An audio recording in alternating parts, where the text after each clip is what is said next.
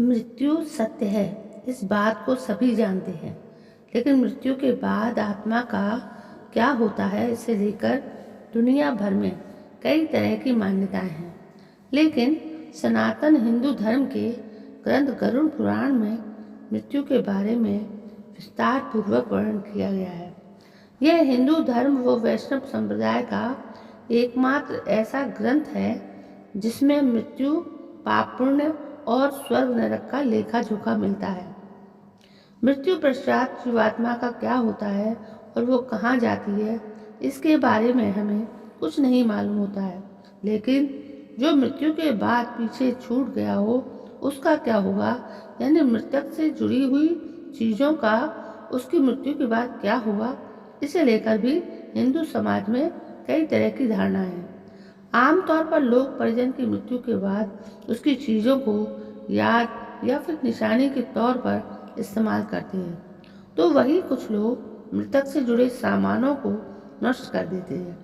गरुड़ पुराण में मृत व्यक्ति से जुड़े कुछ चीज़ें ऐसी हैं जिनके बारे में बताया गया है जिसका इस्तेमाल भूलकर भी नहीं करना चाहिए, जिससे जीवात्मा आकर्षित हो सकती है और नकारात्मकता फैला सकती है।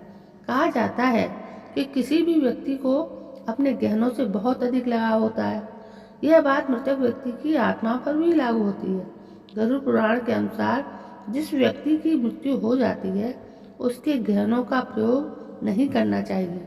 इससे मृतक या जीवात्मा की ऊर्जा उस व्यक्ति के साथ जुड़ जाती है जिसने उसके गहने को पहना हो।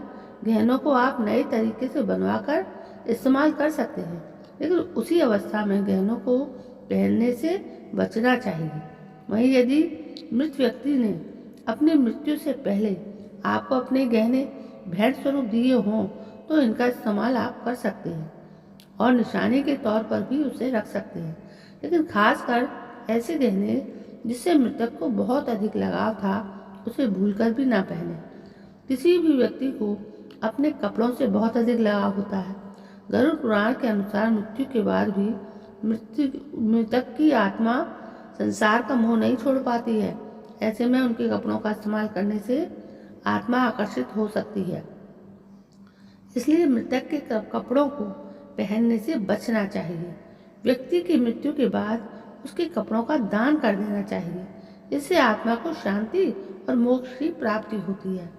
गरुड़ पुराण के अनुसार परिजन की मृत्यु के बाद उसकी घड़ी का भी इस्तेमाल नहीं करना चाहिए। इसे लेकर मान्यता है कि घड़ी में मृतक की सकारात्मक और नकारात्मक ऊर्जा बसी होती है।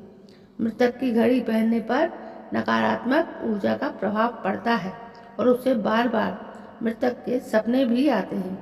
तो दोस्तों, आज आपने जाना कि हमें मृतक की कौन कौन सी चीज़ें इस्तेमाल नहीं करनी चाहिए। जो नियम है वो नियम है। तो कैसी लगी आपको ये जानकारी? यदि सही लगी हो तो प्लीज़ सब्सक्राइब करें। कल मैं फिर हाजिर होती हूँ, तब तक के लिए जय हिंद, वंदे मातरम।